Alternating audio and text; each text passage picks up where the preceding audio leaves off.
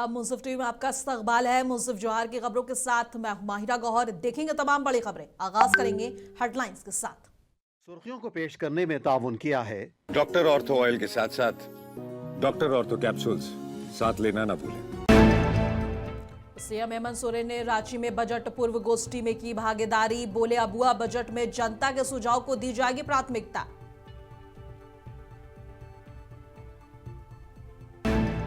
वित्त मंत्री राधा कृष्ण किशोर ने बजट पूर्व गोष्ठी में मन से किया खिताब। बोले बजट के लिए राज्य की जनता से मिले 2000 सुझाव।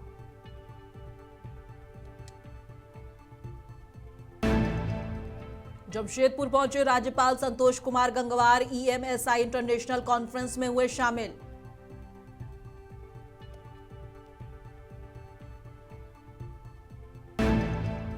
लोहरदगा में नगर निकाय चुनाव को लेकर उम्मीदवार आए सामने। जेएमएम ने बाल मुकुंद लोहरा को बनाया अध्यक्ष पद का उम्मीदवार।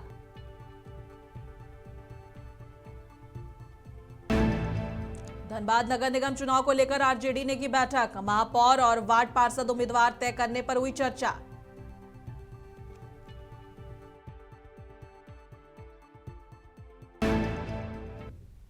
और आगाज करेंगे झारखंड के अहम और बड़ी खबरों के साथ।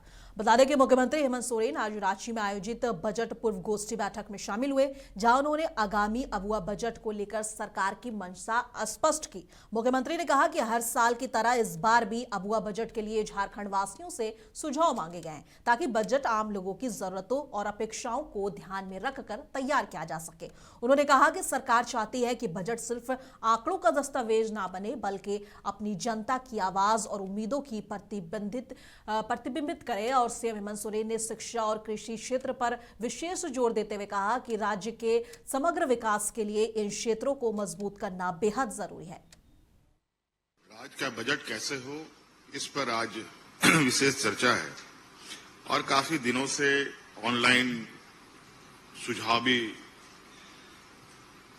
मांगे जा रहे हैं और कई संस्थानों के साथ हम लोगों ने अपना सहयोगी के रूप में उनसे परामर्श भी लिया और कई चीजें उभर के भी आई हैं और आ भी रही होंगी। झारखंड प्रदेश यूं कहा जाए कि देश के अलग अलग राज्यों में सभी राज्य अपने अपने अलग अलग कहा जाए कि अलग अर्थव्यवस्था, अलग कार्यशैली, अलग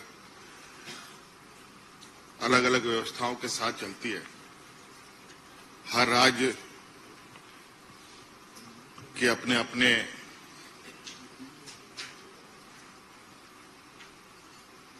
राज्य को एक विकास के रास्ते पे ले जाने के अपने तरीके होते हैं। झारखंड प्रदेश कहा जाए कि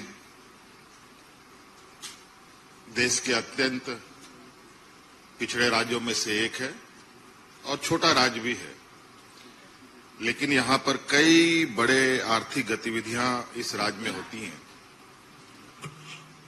माइंस मिनरल्स के खनन कार्य हमारे राज्य में बड़े पैमाने पे होता है। देश की अर्थव्यवस्था में हमारी भूमिका तो बहुत बड़ा है।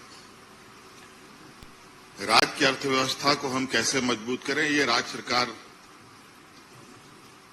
की अपनी एक विशेष अधिकार के साथ सरकार काम करती है। सीएम हेमंत सोरेन ने आगे खिताब करते हुए कहा कि हमारी सरकार शिक्षा, कृषि, स्वास्थ्य और रोजगार समेत हर क्षेत्र में संतुलित विकास के लिए लगातार काम कर रही है। मुख्यमंत्री ने कहा कि आने वाले अबुआ बजट आम लोगों का बजट साबित होगा, यही सरकार का लक्ष्य है। उन्होंने भरोसा दिलाया कि जनता से मिले सुझाव को गंभीरता से लिया जाएगा और उन्हें बजट में शामिल करने का हर संभव प्रयास किया जाएगा। इस बजट पूर्व गोष्ठी में राज्य के वित्त मंत्री राधा कृष्ण किशोर सहित विभिन्न विभागों के अधिकारी, विशेषज्ञ और अन्य गणमान्य लोग मौजूद रहे।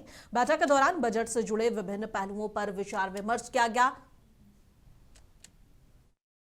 और हमें भी थोड़ा अपने लोगों को सरकार के बजट के साथ जोड़ना पड़ेगा, उनको भी एक जिम्मेवारी देनी पड़ेगी। मैं अभी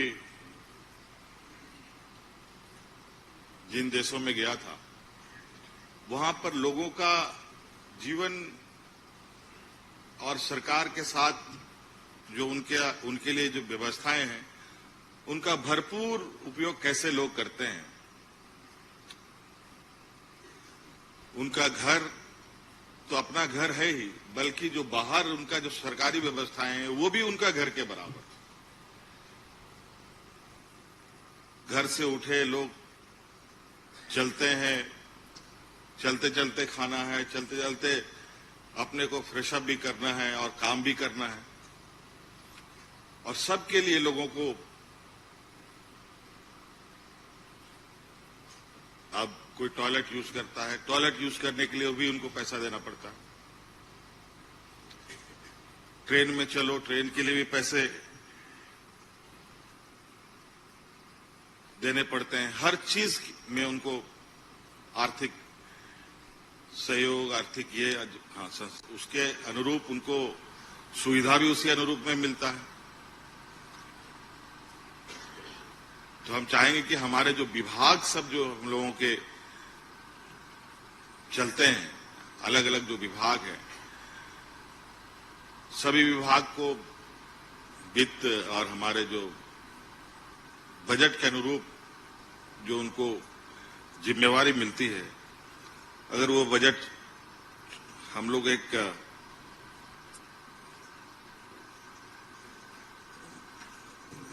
बेहतर और आम लोगों के सपोर्ट में ज्यादा से ज्यादा हम लोग डाल पाए, वो हम लोग के लिए बहुत अच्छा होगा। और एक जो हमारा बजट है, निश्चित रूप से सभी लोगों की आशाएं और उम्मीदें बड़ी होती हैं। हाँ, ये बात जरूर है कि अभी हम लोग कई चीजों में थोड़ा इसलिए है कि नया राज्य बना है, हमारे पास वर्कफोर्स भी बहुत उतना नहीं हम डेवलप कर पाए हैं जहां हम अपना हैंड्स को खड़ा कर पाए। वो भी धीरे धीरे हम लोग, अगर हम देखेंगे कि हमारे वित्त विभाग जो संसाधन एकत्रित करने वाला विभाग है, उनमें भी कई पदाधिकारियों की कमी है।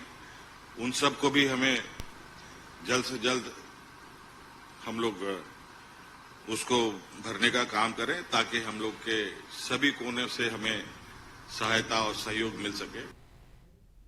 और रांची में बजट पूर्व गोष्ठी में वित्त मंत्री राधा कृष्ण किशोर ने मंच से कहा कि उन्हें बहुत खुशी है कि राज्य की जनता ने बजट के लिए बहुत अच्छे सुझाव दिए। कुल 2000 सुझाव इस बार प्राप्त हुए हैं। मंत्री ने बताया कि झारखंड 25 साल का हो गया है और इस बार का बजट रजत वर्ष का बजट है। उन्होंने कहा कि सरकार इन सुझावों को ध्यान में रखते हुए बजट तैयार करेगी ताकि ये जनता की अपेक्षाओं और जरूरतों को पूरी तरह प्रतिबिंबित करे। जिन महानुभावों ने अब तक अपने विचार यहाँ पर रखे, मैं आपके उन विचारों का स्वागत करता हूं और प्रयास करूंगा राज्य के वित्त मंत्री के नाते अपने वित्त सचिव जी के माध्यम से मुख्यमंत्री जी की जो इच्छा है कि राज्य को कैसे बेहतर बनाएं, आपके उन सुझावों को हम शामिल कर सकें 26-27 के बजट में। ये हमारी कोशिश होगी। आपके जो महत्वपूर्ण सुझाव हैं उसको हम आत्मसात करेंगे, राज्य सरकार आत्मसात करेगी। मैं बहुत अधिक समय नहीं लूंगा। काफी बजट के तकनीकी पहलुओं पर इसके पहले भी जनवरी माह से ये शुरू हुआ है संगोष्ठी, 2 दिवसीय संगोष्ठी। राज्य और राज्य के बाहर से कई विशेषज्ञ आए हैं। उन्होंने अपने आइडियाज को 2026-27 के बजट में के लिए रखा है।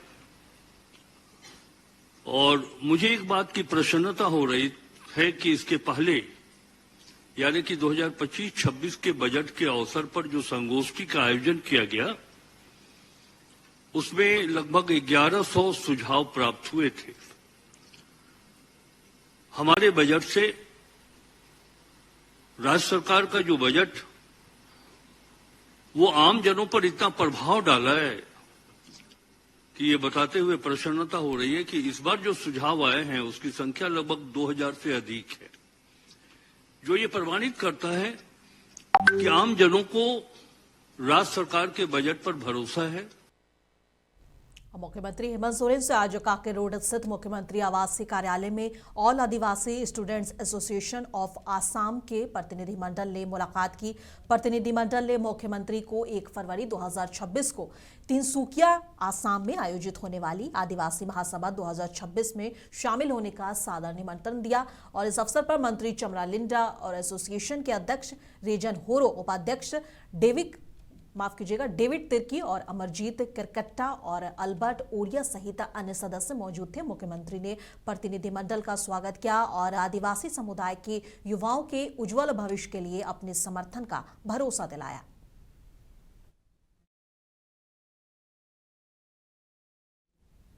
और राज्यपाल संतोष कुमार गंगवार आज जमशेदपुर कोऑपरेटिव कॉलेज पहुंचे, जहां राज्यपाल ने environmental mutagenesis and epigenomics in relations to human health विषय पर आयोजित 3 दिवसीय इंटरनेशनल कॉन्फ्रेंस EMSI का उद्घाटन किया। इस मौके पर राज्यपाल ने संबोधित करते हुए कहा कि इन्वायरमेंट और ह्यूमन हेल्थ का रिश्ता बेहद नाजुक है और इंडस्ट्रियलाइजेशन, पॉल्यूशन और लाइफस्टाइल चेंज नई हेल्थ चैलेंजेस पैदा कर रहे हैं। उन्होंने साइंटिस्ट और रिसर्चर्स के आह्वान किए हैं कि रिसर्च को सोसाइटी सेंट्रिक बनाया जाए। गवर्नर ने कहा कि यूनिवर्सिटीज सिर्फ डिग्री नहीं बल्कि सॉल्यूशन का हब बने, तभी विकसित भारत 2047 का सपना पूरा होगा।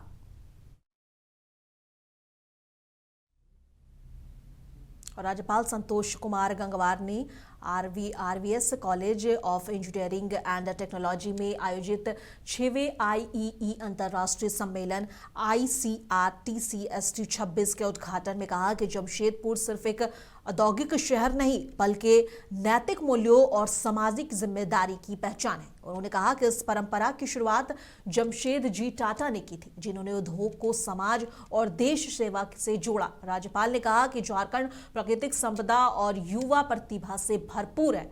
आज के समय में विज्ञान, तकनीक और नवाचार विकास के लिए बेहद जरूरी है। AI, IT और स्मार्ट सिस्टम जैसी तकनीकें भविष्य तय कर रही हैं। उन्होंने युवाओं से समाज की समस्याओं को समाधान पर रिसर्च करने की अपील भी की।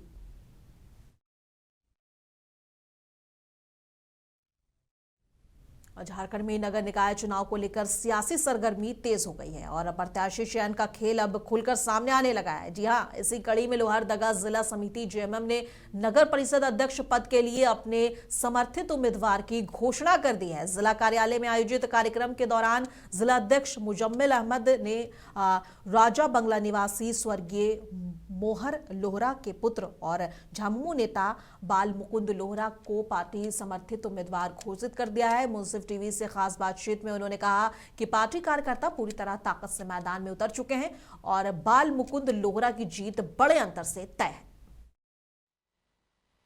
पता है कि नगर का चुनाव है अभी, झारखंड मुक्ति मोर्चा जिला समिति में बैठक हुआ था।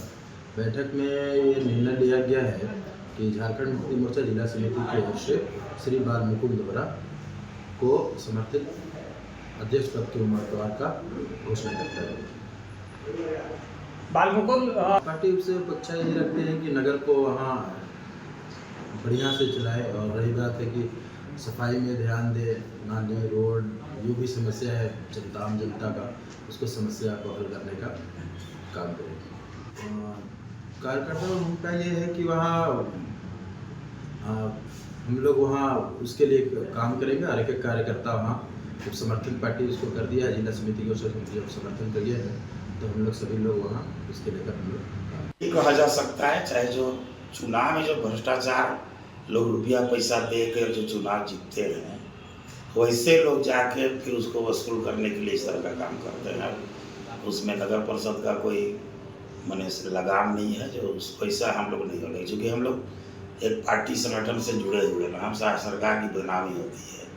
सरकार के प्रतिनिधि अगर वहाँ से चुन के जाएंगे तो सरकार का योजना को अंतिम व्यक्ति तक हम लोग पहुँचाएंगे, जो वास्तव में उसके लायक है उनको देंगे, जरूरतमंद को देंगे और उसमें कोई भ्रष्टाचार नहीं होगा। और लोहरदगा नगर परिषद चुनाव को लेकर चुनावी सरगर्मी तेज हो गई है। यहां पर अध्यक्ष पद हेतु झामुमो समर्थित उम्मीदवार बालमुकुंद लोहरा, पूर्व नगर परिषद अध्यक्ष पावन इक्का और अनिल उरांव निर्वाचन पदाधिकारी से परपत्र की खरीदारी कर अपनी दावेदारी पेश किया। वहीं वार्ड पार्षद हेतु कई प्रत्याशियों ने भी परपत्र की खरीदारी कर अपनी उपस्थिति दर्ज कराई है। बता दें कि लोहरदगा नगर परिषद के अध्यक्ष पद हेतु एक और कुल 23 वार्ड पार्षदों का चुनाव बैलेट पेपर के माध्यम से लोहरदगा नगर परिषद क्षेत्र के मतदाताओं द्वारा 23 फरवरी को सुबह 7 बजे से शाम 5 बजे तक अपने अपने मतों का प्रयोग कर प्रत्याशियों की किस्मत को मत पेटी में कैद करेंगे और जिला और पुलिस प्रशासन नगर परिषद चुनाव को शांतिपूर्ण तरीके से संपन्न कराए जाने हेतु तैयारियां पूरी कर ली है।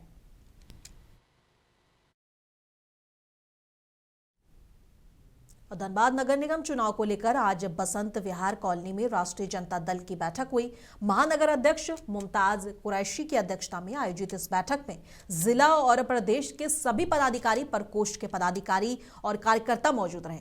बैठक में नगर निगम के हर वार्ड और महापौर के चुनाव में आरजेडी उम्मीदवारों को उतारने की रणनीति बनाई गई और मुमताज कुरैशी ने कहा है कि सभी नाम झारखंड प्रदेश कार्यालय और चुनाव समिति को भेजे जाएंगे और सहमति के बाद नाम घोषित किया जाएगा। 55 वार्ड पार्षद उम्मीदवारों की मदद और विजय सुनिश्चित करने के लिए प्रचार प्रसार में विधायक और मंत्री भी सहयोग देंगे। धनबाद महानगर राष्ट्रीय जनता दल के आह्वान पर आज बैठक बुलाई गई थी और इसकी अध्यक्षता धनबाद महानगर के अध्यक्ष मुमताज कुरैशी ने किया और ये बैठक का मेन मकसद था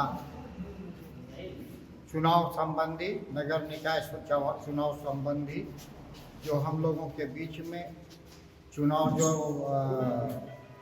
आ गया है, अभी धनबाद नगर निगम का चुनाव लड़ना है, उसके लिए बुलाया गया था। प्रदेश का आदेश भी था, वहाँ से भी आह्वान किया गया था कि हर नगर निकाय में, हर नगर निगम में चुनाव लड़ना है। तो इसी सिलसिले में आज अपने कार्यकर्ताओं को और पदाधिकारियों को, सभी प्रकोष्ठ के अध्यक्षों को भी बुलाया गया था। तो सर्वसम्मति से ये निर्णय आया कि इस मीटिंग में, इस बैठक में 4 नाम आए हैं।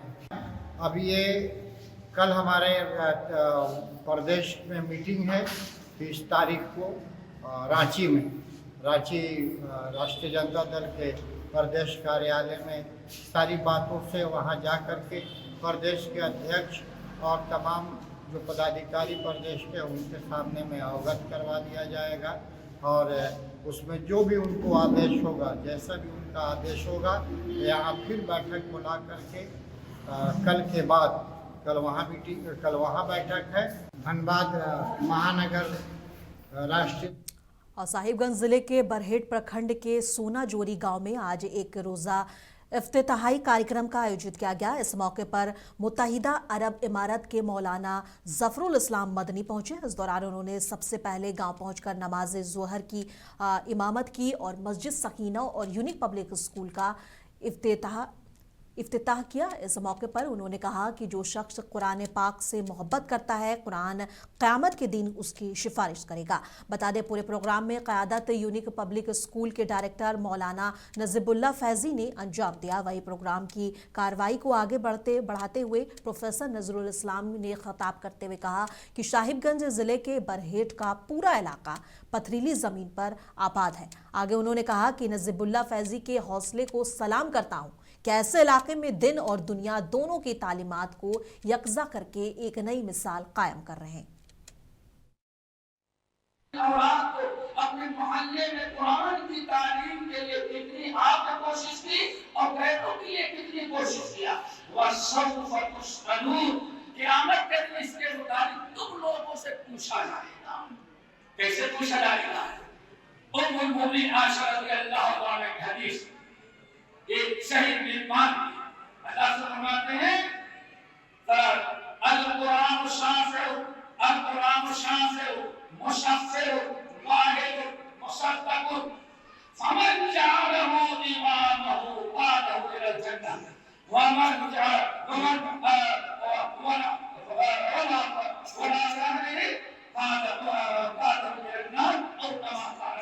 बादशाह। कुरान की वो तो 4 खूबियां बयान की, वसौफ तुस्अलून, क़यामत के दिन तुमसे कुरान के बारे में पूछा जाएगा। इस पर अमल कितना किया, कितना सिखाया, बच्चों को कितना पढ़ाया। बड़े अफसोस की बात है, आज कितने लोग ऐसे हैं कि उनके बच्चे अरबी में कुरान नहीं पढ़ सकते। स्वराजवी का इनोग्रेशन हुआ, उद्घाटन हुआ और इसका आगाज इतना अच्छा है, इसका अंजाम कितना अच्छा होगा, इस बात से इस बात का पता चलता है। बच्चों को देख करके मैं बड़ा खुश हुआ हूँ। और खबर जामताड़ा से है। बता दें कि जिला क्रिकेट एसोसिएशन यानी कि जेडीसीए पर गंभीर आरोप लगे हैं। जी हां, स्थानीय क्रिकेट खिलाड़ियों ने धरना प्रदर्शन कर एसोसिएशन पर भ्रष्टाचार, नियमों के उल्लंघन और बाहरी खिलाड़ियों को अवैध रूप से खिलाने का आरोप लगाया है। खिलाड़ियों का कहना है कि लोकल खिलाड़ियों को मौका नहीं दिया जा रहा है, जबकि दूसरे राज्यों से खिलाड़ियों को बुलाकर टीम में शामिल किया जा रहा है। प्रदर्शन कर रहे खिलाड़ियों ने यह भी आरोप लगाया कि आवाज उठाने पर उन्हें बैन करने की धमकी दी जाती है। जी हां, खिलाड़ियों ने कमेटी भंग कर नई कमेटी की गठन की मांग की है। मौके पर पुलिस पहुंचकर स्थिति को शांत कराने में जुटी रही। मामला यही है कि जामताड़ा जिला क्रिकेट एसोसिएशन का जो गठन हुआ था, उसका मकसद यही था कि जामताड़ा के खिलाड़ियों को खिलाया जाए, मगर यहाँ पर वैसा नहीं है। यहाँ सर बाहर राज्यों से खिलाड़ी को बुलाया जाता है, खिलाया जाता है और मोटे पैसे लेकर खिलाया जाता है। इसी के लिए आज हम लोग विरोध प्रदर्शन पर बैठे हैं। लगातार सेक्रेटरी को जामताड़ा के खिलाड़ियों को धमकी दिया जाता है कि कुछ बोलोगे तो बैंड कर देंगे। मेरे क्लब को खुद 3 साल के लिए बैंड कर दिया गया है। तो हम लोग को यही मांग है कि जो जेसीए से ही हम लोग का मांग है, जो जेसीए के अध्यक्ष अजयनाथ सहदेव सर हैं और सौरभ तिवारी सर से हम लोग का यही मांग है कि कमेटी को भंग करके, जांच करने के बाद ये कमेटी को भंग करके नई कमेटी को गठन किया जाए, ताकि जामताड़ा के खिलाड़ियों को प्लेटफॉर्म मिल सके। निवास मंडल, बताइए क्या मामला है? यहाँ पे यही मामला है कि जो जामताड़ा जिला एसोसिएशन है, ये पूरा ही खिलाड़ियों के साथ दुष्व्यवहार किया जा रहा है। इसके कारण खिलाड़ी यहाँ पे खेलने छोड़ चुके हैं। बहुत सारे लड़का और लड़कियों के साथ तो जो गलत हुआ है उसको क्या ही मैं बताऊँ। यहाँ की लड़की दूसरे जिला खेल रही है, यहाँ उसी लड़कियों से मान्यता मिला इस जिला को, आज वो जिला रिप्रेजेंट नहीं कर पा रहा है लड़कियाँ। जामताड़ा से खेल जगत के लिए खुशखबरी है। 35वीं सब जूनियर राष्ट्रीय खो खो प्रतियोगिता के लिए झारखंड टीम में जामताड़ा के 2 खिलाड़ी शिवम कुमार मंडल और जयंती हेम्ब्रेम का चयन हुआ है। ये प्रतियोगिता 31 जनवरी से 4 फरवरी हरियाणा के केशव पार्क कुरुक्षेत्र में होगी। आज सुबह दोनों खिलाड़ी रांची के लिए इंटरसिटी एक्सप्रेस से रवाना हुए। जिला खो खो संघ के पदाधिकारी ने उन्हें बधाई दी और उज्जवल भविष्य की दुआएं की। जामताड़ा का नाम राष्ट्रीय स्तर पर चमकाने का ये गर्व का मौका है। विशेष बात यह है कि 35th सब junior kho kho national championship, जो कि इस बार हरियाणा कुरुक्षेत्र में होने वाला है, इसके तहत पूरे झारखंड के हमारे खिलाड़ी, खो खो खिलाड़ी जा रहे हैं। और इस संदर्भ में जामताड़ा से जयंती और शिवम मंडल दोनों का चयन हुआ है और दोनों जो है कुरुक्षेत्र हरियाणा में अपना खो खो चैम्पियनशिप में बेस्ट प्रदर्शन करेंगे। हम लोग का पूरा शुभकामना है कि सभी अच्छा खेल का प्रदर्शन करें। खो खो आज ऐसा खेल हो गया कि सभी लोग काफ़ी इंटरेस्टेड ले रहे हैं इसमें, और साथ ही साथ हमारा गवर्नमेंट भी, झारखंड गवर्नमेंट से लेकर के पूरा भारत सरकार इस पर ध्यान दे रही है। और जामताड़ा दिनों दिन उत्तरोत्तर जो है इसमें अच्छा से अच्छा कर रही है, नेशनल चैम्पियनशिप में जा रही है, भागीदारी कर रही है। हम सबको अपने दिल से तहे दिल से जो है उनको शुभकामना देते हैं कि अच्छा वो खेल का प्रदर्शन करें। हमारे साथ हमारे जामताड़ा खो खो के सचिव नंदन सिंह जी उपस्थित हैं। हमारे साथ कोषाध्यक्ष जो है सौरभ कुमार जोशी जी उपस्थित हैं और तमाम अभिभावक उनके साथ साथ राजकुमार जी जो जा रहे हैं इनके साथ। सबको मेरे तरफ से बहुत बहुत शुभकामनाएं। अच्छा खेल का प्रदर्शन करे और जामताड़ा का नाम रोशन करे, झारखंड का नाम रोशन करे, यही हमारी जो है इनसे आशा नहीं पूर्ण विश्वास है। धन्यवाद। बालूमाथ थाना क्षेत्र में 26 जनवरी को बोकारो के पास ट्रक और हाईवे की भिड़ंत हो गई और इसमें गंभीर रूप से आयुब अंसारी घायल हो गए और इलाज के दौरान रांची में उनकी मौत हो गई। इससे परिजनों और ग्रामीणों में आक्रोश फैल गया है। गुरुवार सुबह लोग बालूमाथ खलारी मुख्य मार्ग को जाम कर मुआवजा और परिवार के एक सदस्य को नौकरी देने की मांग पर जोर दे रहे हैं। सड़क जाम के कारण लंबे वाहनों की कतार लग गई। मौके पर पुलिस स्थिति को नियंत्रित करने में लगी रही और लेकिन कंपनी का कोई अधिकारी वहां नहीं पहुंचा।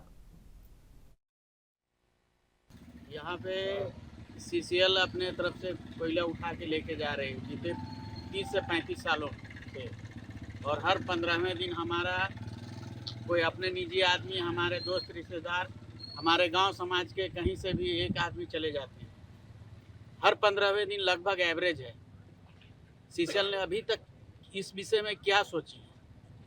आज हमारा एक इसी सवांग चला गया है, उसके लिए सीसीएल क्या सोच रही है ये जानना चाहते हैं। इतने दिनों तक सीसीएल 35 सालों में एक भी विकास का काम बता दे इस पूरे इलाके में जो सीसीएल अपनी ओर से किया हो, और उसके खनन से हमारी और कितनी बुराइयां हैं हम गिनवा देंगे।